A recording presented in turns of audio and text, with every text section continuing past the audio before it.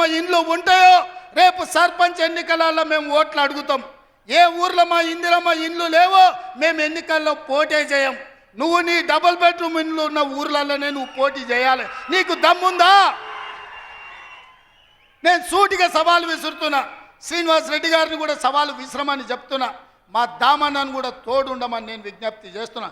ఏ ఊర్లో ఇందిరమ్మ ఇండ్లు ఉన్నాయో మేము ఆ ఊర్లోనే పోటీ చేస్తాం. ఏ ఊర్లో డబుల్ బెడ్రూమ్ ఇండ్లు ఉన్నాయో గా ఊర్లోనే బీఆర్ఎస్ వాడు పోటీ చేయాలి. దానికి సిద్ధమైతే మా సవాల్ని స్వీకరించి మాట్లాడు. నువ్వేం చేసినావు, మేమేం చేసినావు ప్రజలకు అర్థమవుతుంది.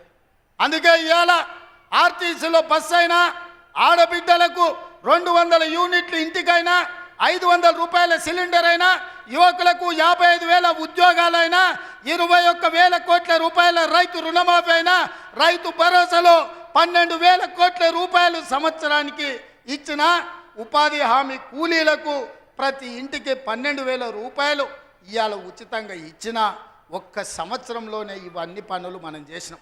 ఇవే కాదు, ఇవాళ బీసీలు తెలివికల్లోలైన డాక్టర్లు, లాయర్లు, ఇంజనీర్లుగా ఈ చదువుకున్నారు. ఐఏఎస్లు, ఐపీఎస్లుగా వాళ్ళు రాణిస్తున్నారు. మేము ఎంతమంది ఉన్నామో లెక్క చెప్పండి అని అడుగుతారు. 1931 100 ఏళ్ల కింద తెల్లదొరలు లెక్కలు కట్టారు కులగణన.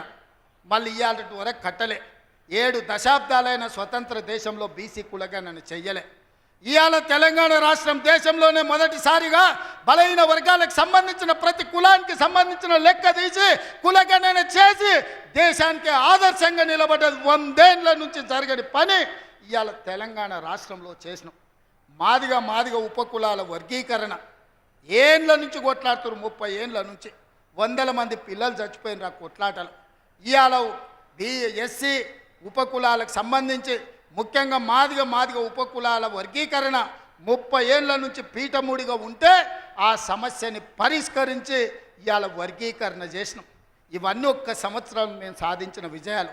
చంద్రశేఖరరావు, నీకు ఇవి కనిపిస్తలేవా? నీ కండ్లకి ఏమన్నా పసిరికలు వచ్చినాయా? నీ కండ్లు ఏమన్నా పచ్చగానే అని నేను అడుగుతున్నా. ఇవన్నీ మేము చేస్తలేమా? ఇవన్నీ నువ్వు సభకు వస్తే చర్చిస్తాం కదా. ఆయన రాడు. ఇక ఒక ఆయన మోడీ ఉన్నాడు ఢిల్లీలో, ఈయన గల్లీలో ఈయన ఒక ఆయన ఉంటే ఆడొక ఆయన ఉన్నాడు. ఆయన మనుషులు ఈడ మోపారు. బండి సంజయ్ అంట, కిషన్ రెడ్డి అంట. ఏం చేసిరాయా మీరు ఏం చేసిరో సవాల్ అంటుండు. నేను సూటిగా సవాల్ ఇసరదలుచుకున్నా కిషన్ రెడ్డికి, బండి సంజయ్కి. 2014, 2019, 2023 నరేంద్ర మోడీ గారు ఇచ్చిన హామీలు, మొన్న 2023లో మేము ఇచ్చిన హామీల మీద మేము చర్చకు సిద్ధంగా ఉన్నాం. నేను మా దామన్న మేము ఇద్దరం వస్తాం. కిషన్ రెడ్డి గారు, బండి సంజయ్ మీరు ఇద్దరు రాండి. బీఆర్ఎస్ నుంచి వాళ్ళని కూడా తండ్రి కొడుకులు వస్తారో, మామ అల్లుడు వస్తాడో, బావ బామార్ది వస్తాడో, ఎవడో ఒకడు వాళ్ళని కూడా రాని. చర్చ పెడదాం, బజార్లో పెడదాం, అంబేద్కర్ చౌరస్తాలో పెడదాం. అంబేద్కర్ సాక్షిగా చర్చ చేద్దాం. 10 ఏళ్ళు కేసీఆర్ ముఖ్యమంత్రిగా, 12 ఏళ్ళు నరేంద్ర మోడీ ప్రధానమంత్రిగా, 12 నెలలు మన ప్రభుత్వం ఇందిరమ్మ ప్రభుత్వం చేసిన పనుల మీద చర్చ చేద్దాం. నరేంద్ర మోడీ ఇచ్చిన మాట, స్విస్ బ్యాంకులో లక్షల కోట్ల రూపాయలు నల్లధనం ఉంది, అవి తెచ్చి ప్రతి పేదవాడి ఖాతాలో 15 లక్షలు వేస్తా అన్నాడు. ఒక్క పేదోని ఖాతాలన్నా మోడీ 15 పైసలు వేసినాడే? వేసిండా? ఒక్క రూపాయి నల్లధనం తేలే. కానీ నల్లధనం ఉన్నోళ్ళు దేశం విడిచి పారిపోయినారు.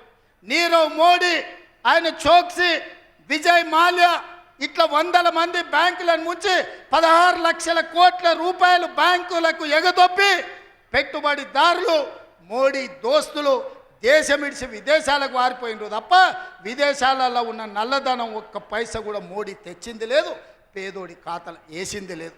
రైతుల ఆదాయం 2 చేస్తా అన్నాడు. కానీ రైతు వ్యతిరేక నల్ల చట్టాలు తెస్తే 16 నెలలు ఢిల్లీ సరిహద్దుల్లో సైనికులాగా వేలాది మంది రైతులు దీక్ష చేసి నరేంద్ర మోడీ మెడలు వంచి జాతికి క్షమాపణ చెప్పి రైతు వ్యతిరేక నల్ల చట్టాలను మోడీ చేత ఉపసంహరింపజేసిండ్రు రైతులు. అదేవిధంగా 2022 లోపల ప్రతి పేదవాడికి ఇల్లు అందిస్తా అన్నాడు మోడీ. ఏ పేదోడికి ఇల్లు ఇచ్చినవో ఈరోజు అప్పక్పల్లికి రా, చూపిద్దురా మోడీ ఇచ్చిన ఇల్లు ఎక్కడుందో. నేను అడుగుతున్నా, నారాయణపేటకు రా, మోడీ ఇచ్చిన ఇల్లు ఎక్కడున్నాయో నువ్వు చూపిద్దురా. సంవత్సరానికి 2 కోట్ల ఉద్యోగాలు ఇస్తున్నాడు. 12 ఏళ్ళు అయింది. 24 కోట్ల ఉద్యోగాలు రావాలి. ఆ లెక్కన ఒక తెలంగాణకే 1 కోటి ఉద్యోగాలు రావాలి. ఎవరికి వచ్చినాయో ఉద్యోగాలు? ఓ కిషన్ రెడ్డికి, ఓ బండి సంజయ్కి 2 ఉద్యోగాలు వచ్చినాయి. తెలంగాణలో ఎవరైనా మోడీ ఉద్యోగం ఇచ్చిండా? ఎవరికి ఉద్యోగాలు ఇచ్చిండో మోడీ వచ్చి చూపియాలి లెక్క. నేను ఇచ్చిన 55,000 మందికి మొదటి సంవత్సరంలో ఉద్యోగాలు తలకాయ లెక్క పెడితే ఎల్బీ స్టేడియం రా ఒక్కొక్కరిని లెక్క పెట్టి పేరు రాసుకొని ఏ ప్రభుత్వ ఉద్యోగం ఇచ్చినో లెక్కలు చెప్తా. మోడీ గారు నీ బంట్లను పంపిస్తావో నీ బంట్రోతులను పంపిస్తావో నువ్వు పంపించు, లెక్క పెట్టి చూపించే బాధ్యత నాది. మోడీ ఒక రకంగా మోసం చేస్తే ఇక్కడున్న కేసీఆర్ గారు ఇంకొక రంగా ప్రజల్ని వంచిండు, మోసం చేసిండు, దోపిడీ చేసిండు. ఇవాళ అందుకే సూటిగా నేను సవాలు విసిరదలుచుకున్న బీజేపీ బీఆర్ఎస్ వాళ్ళకు. బీఆర్ఎస్ 23లో అధికారం పోయింది, 24 పార్లమెంట్లో డిపాజిట్లు పోయినాయి. ఇప్పుడు జరిగే ఎమ్మెల్సీ ఎన్నికల్లో పోటీకి అభ్యర్థులు దొరకలేదు. అదో దిక్కుమాలిన పార్టీ తండ్రో దిక్కు, కొడుకో దిక్కు, అల్లుడో దిక్కు, బిడ్డో దిక్కు కాకుల్లాక వాడి పొడుసాలను చూస్తున్నారు. ఈ కాకులకు సరైన జవాబు చెప్పాల్సింది కాంగ్రెస్ పార్టీ కార్యకర్తలే అని చెప్పి నేను ఈ సందర్భంగా తెలియజేయదలుచుకున్నాను.